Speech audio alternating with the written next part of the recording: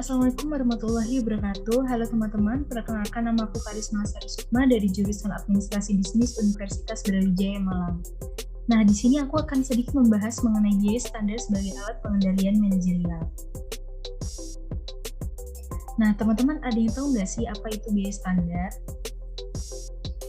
Jadi, menurut Mulyadi, biaya standar adalah biaya yang ditentukan di muka yang merupakan jumlah biaya yang seharusnya dikeluarkan untuk membuat satu satuan produk atau untuk membiayai kegiatan tertentu di bawah asumsi bahwa kondisi ekonomi, efisiensi, dan faktor-faktor lain tertentu. Nah, secara umum, biaya standar ini merupakan biaya yang ditentukan sebelumnya untuk memproduksi satu unit atau sejumlah tertentu produk selama suatu periode tertentu. Penerapan sistem biaya standar ini berguna untuk memperbaiki perencanaan dan pengendalian, serta untuk memfasilitasi perhitungan biaya produk. Biaya standar yang ditetapkan oleh perusahaan meliputi biaya standar bahan baku, biaya standar tenaga kerja langsung, dan biaya standar overhead pabrik. Nah, pada perkembangan dunia usaha yang saat ini begitu pesat, menuntut perusahaan untuk mampu menghasilkan produk yang berkualitas dengan harga yang terjangkau di pasaran, sehingga perusahaan dapat mampu bersaing dengan perusahaan-perusahaan lainnya.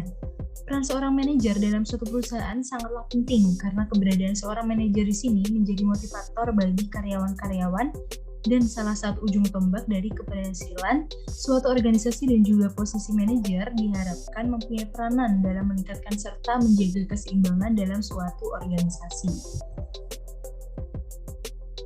Nah, di sini ada studi kasus. Jadi pada awal dekade 1970, yaitu pada tahun 1974, Konblok didirikan di Jakarta. Konblok Group merupakan perusahaan yang merintis serta memperkenalkan produk beton seperti pipa beton berdiameter 40 cm sebagai cabang dari perusahaan manufaktur yang mempunyai sertifikat ISO untuk sistem manajemen mutu.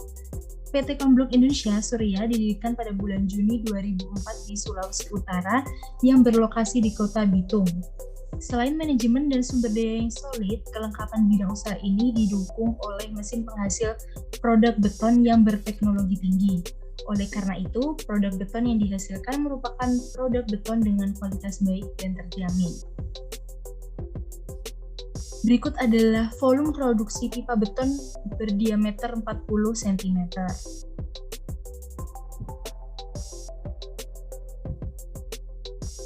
Kemudian ada analisis biaya bahan baku. Nah, di sini ada perhitungan selisih biaya bahan baku aktual dengan biaya standar.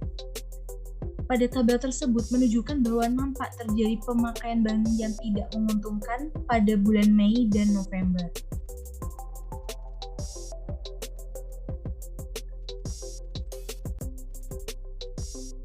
Nah, kemudian ada analisis biaya tenaga kerja langsung, yaitu perhitungan selisih biaya tenaga kerja langsung standar dengan biaya tenaga kerja langsung aktual.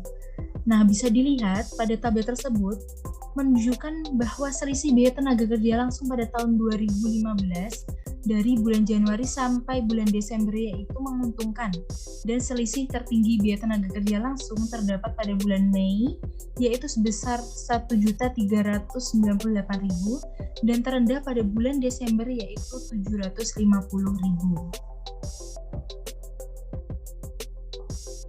Yang berikutnya ada analisis biaya overhead pabrik, yaitu perhitungan selisih biaya overhead pabrik standar dengan biaya overhead pabrik aktual. Nah, bisa dilihat pada tabel tersebut menunjukkan bahwa selisih biaya overhead pabrik tertinggal pada bulan Desember yakni sebesar 1.200.000 dan terendah pada bulan April yakni 22.000. Namun, pada bulan Mei mengalami ketidakefisienan biaya overhead pabrik sebesar 835.000 dan bulan Juni sebesar 200.000.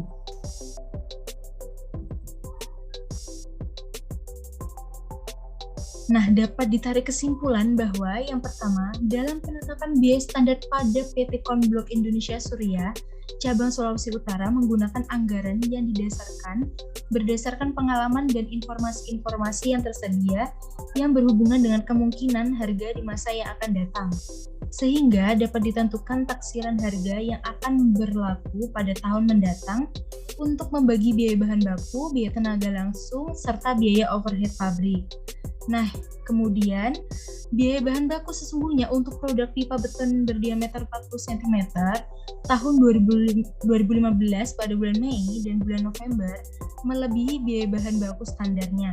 Sedangkan pada tenaga kerja langsung menguntungkan. Dan pada bulan Mei dan Juni untuk biaya overhead pabrik mengalami ketidakefisienan, sedangkan pada bulan yang lainnya mengalami keefisienan.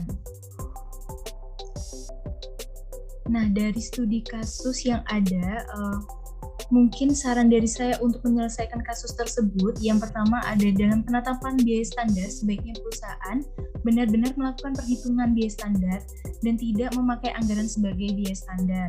Nah, yang kedua ada perusahaan sebaiknya memperhatikan aspek-aspek penting dalam penyusunan dan penetapan biaya standar, seperti penelitian gerak dan waktu, penelitian teknis, penentuan standar kualitas dan kuantitas, sehingga memungkinkan perusahaan agar ketidakefisienan tidak terjadi.